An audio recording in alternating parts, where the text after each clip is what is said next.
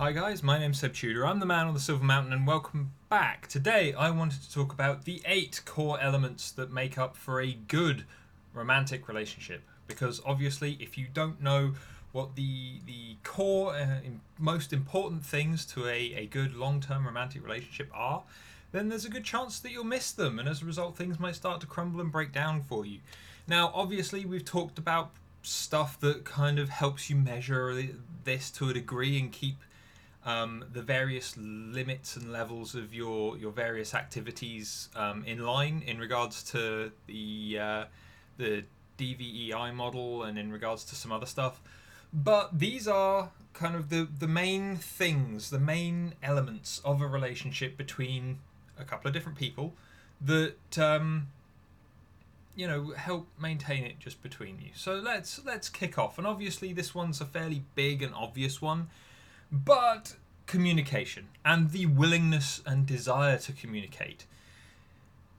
It's what all of this stuff is based on. Yeah, if you can't understand your partner, if you're not willing to sit down and talk, if you don't enjoy sitting down and talking with your partner, then, it leaves you alone still. And that's really kind of sad. So, having the conversations, having the discussions, gaining understanding, and also just hearing your partner's voice sometimes is just a good thing. Being able to sit and enjoy the company of someone doing nothing other than talking is excellent. There's nothing better to start off a relationship with, especially when things start going bad, when the honeymoon period kind of ends. Upsets start to come out a little more, and when if you're upset about something, talking it through with the person that may very well be related to the upset, it helps it not happen again. It helps that kind of progress into a more happy area between the two. But then also with communication, there's one thing that has to be remembered, especially when it comes to discussing arguments and things, and that is our second point with compromise. And kind of this is a big, super valuable tool, because especially when you decide to essentially partner yourself off with someone, you need to be able to compromise. You need to be able to take the best of both of what you want and try and achieve all of it.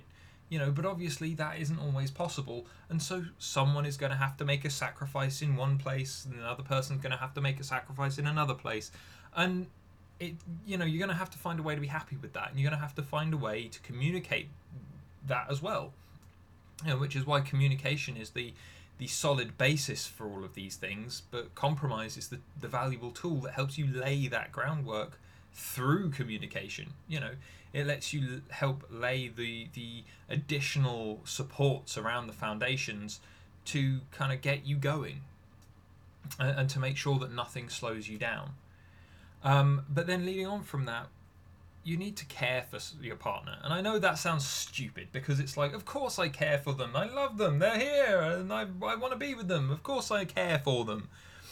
But the thing is, it isn't always as easy as that. Sometimes it's not as apparent. I've been with people and people have been with me that I know full well at the time I probably wasn't as openly caring and as obviously caring as I maybe could have been. And the other way around, where I've felt that they've been very distant, or they've not given a crap. And that kind of causes a breakdown in so many other things. But showing that you care, showing is usually better than just saying, but showing that you care is usually just small, simple things. I mean, I've said before, in my video on romance, that the big, sweeping, grand gestures aren't the day-to-day. They're special. They're often in their little box somewhere until they need to be called on. But it's the little things, the simple, small things each day that keep things going and that make it good. And, you can actually make it something that kind of steps up and out of the way and makes it more apparent. I don't know, leaving a note in their lunch to say that you love them, to use one cliche, or like making sure that you open a door or cook a meal for them or something, or whatever else. Obviously verbalizing helps, turning around and saying, oh, I love you, or things like that. That makes a point. But doing the little things, it's apparent. It's something that they can go, well, he said he loved me, but then he backed it up by saying by cooking me a meal. Or he can say, well, she said she loved me, but then what she actually did was, like, she left me alone for a bit and then came in and helped me de-stress. She came in and gave me a hug to help me sort myself out after the long day. It's just those small things where you show the appreciation of the other person and the knowledge of the other person and can act on it. But then lots of people go, well, if you've got care, you need to be caring and considerate. So yeah, considerate is the next thing. But what do I mean by that? Surely it's just similar to caring, right? And as a result, consideration being our fourth thing, it's not quite caring. Consideration is more to do with, like, taking account of your partner's particulars, their schedule, the things that they want, the things that they do, and then maybe just putting yourself out of your way to go and help them with those. Yeah? Being considerate would be, making sure that you could go to a work event with them because they didn't want to be there alone, or where you may have other things. You've taken their schedule into account, what they want from you, and then you've made efforts to make sure that you can do that for them. That's being considerate. And obviously that's a more pronounced example, but doing it in the small things, making being considerate in terms of, oh, well, that they're going to have to do X, Y, and Z, so instead you make sure that you go and get something from the shop for dinner instead. And so it's just a division of labor that you've taken on yourself, communicated to them obviously so that there isn't confusion, but then you've done it almost on their behalf. You've taken the time out, gone out of your way to put in a little bit of effort so that they can have an easier time. And obviously, if you've got both partners doing this and helping each other out on and off, being considerate and taking into account the other person and making those extra efforts at times throughout the week or throughout the month or whatever else, that just leads a happy to and fro between the individuals in that relationship in terms of being caring and considerate and taking care of each other.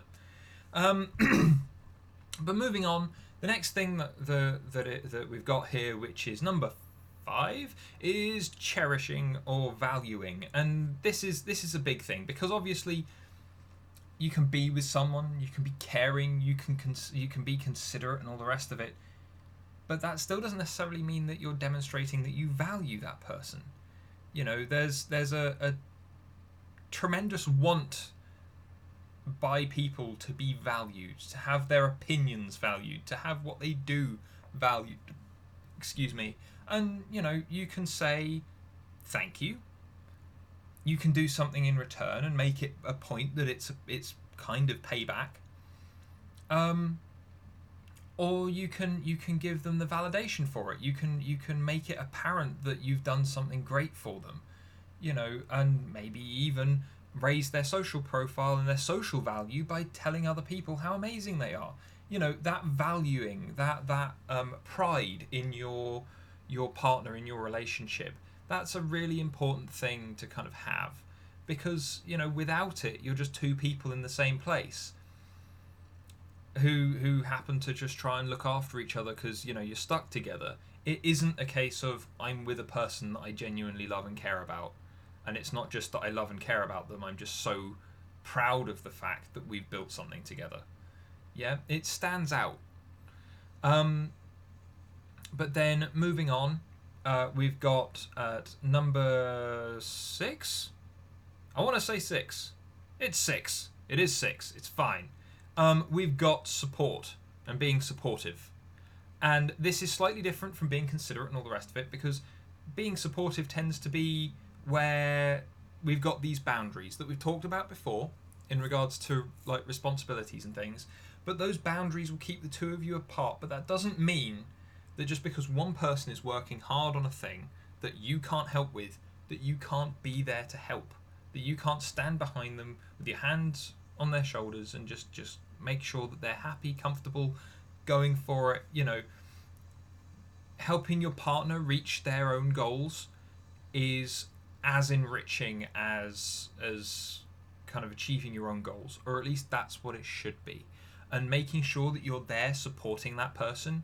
You might not be able to go, yay, we did it, when it was obviously a thing that was for them or that they did, but at the very least you can take satisfaction in the fact that someone that you love and care about has then gone and done a great thing, and you can be really proud of them for it. Yeah, even if it's something that doesn't really mesh well with what you think or what you want yourself, you can be proud of them for setting out to do a thing and doing it. It doesn't have to be something that sits completely well in your head, but supporting that person is important, as long as their endeavours are obviously legal and they're not trying to, I don't know, rob a bank or something. That's a bit extreme. But anyway, we've got 2 more left, and then the moving on from the kind of supportive element, you want to be comfortable with your partner. Number 7 is comfort. And it's a lovely soft thing to be comfortable with your partner, where you can sit there in silence and there are no awkward silences. There's no kind of forced emotion or anything like that.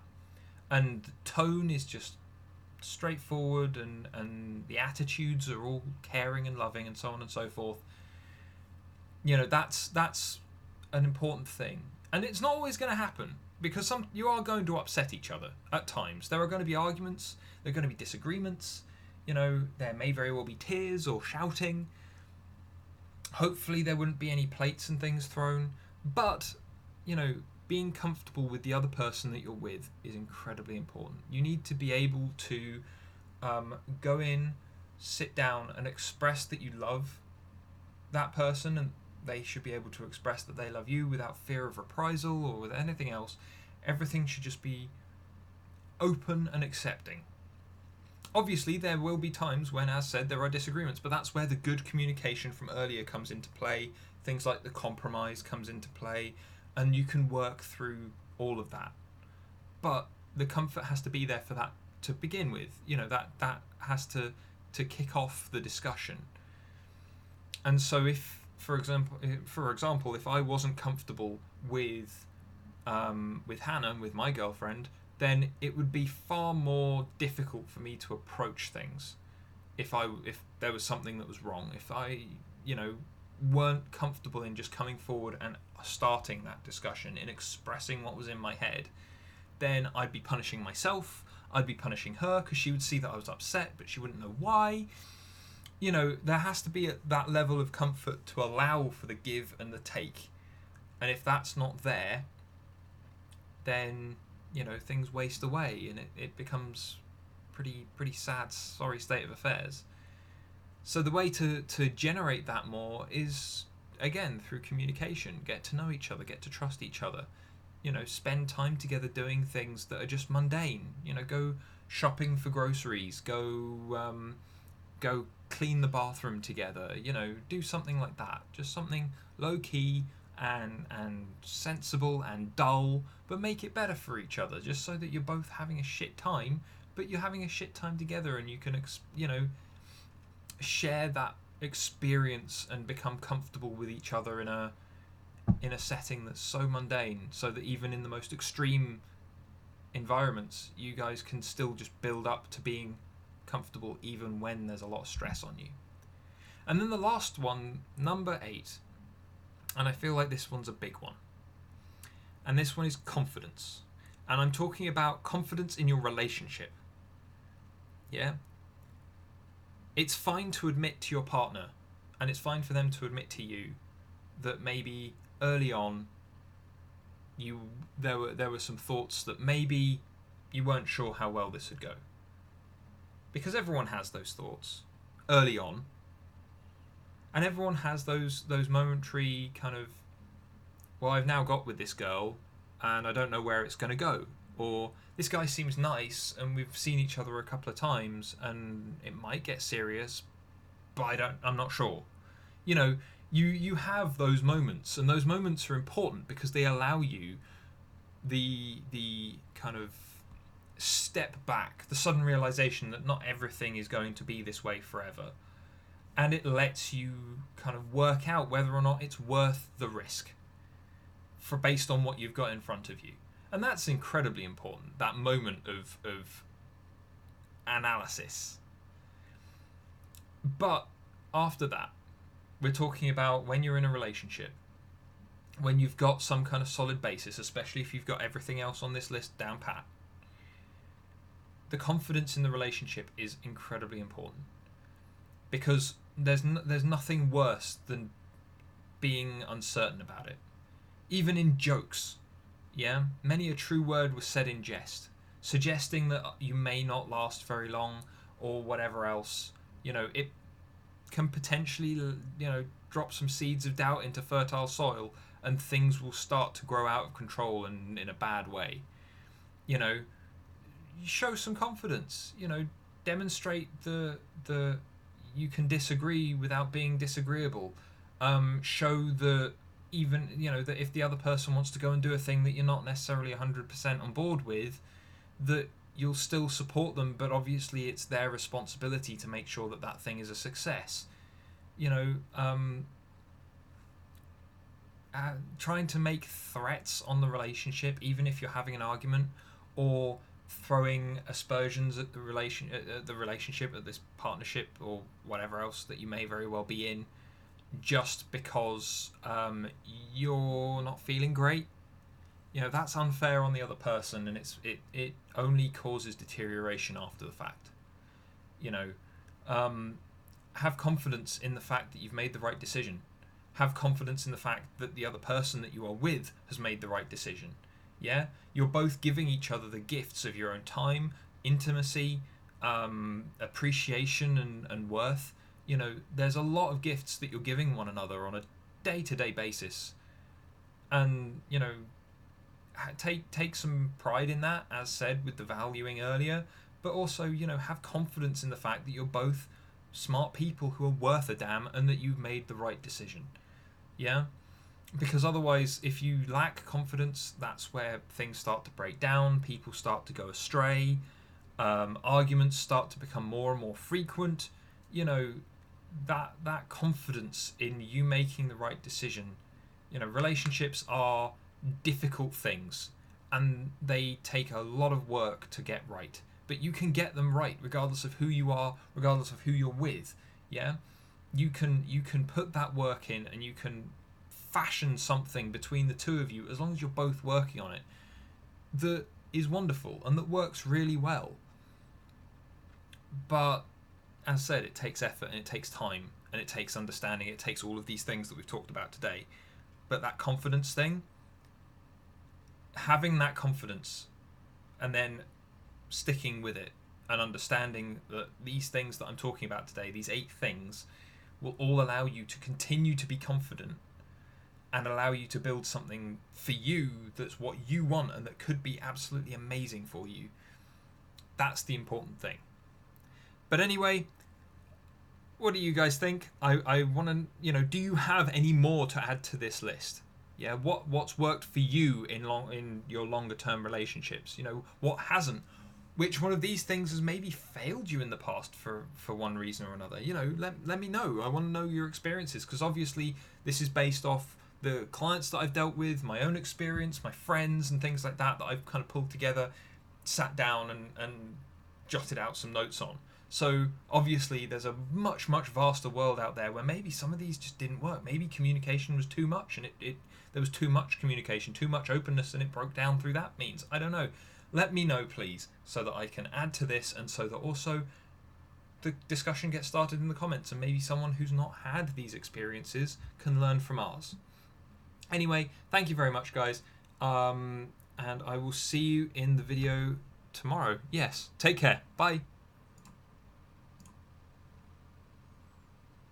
Thank you very much for watching, guys. If you found this at all interesting or useful, then please drop me a like and subscribe for more, and I will see you in the video tomorrow. Take care.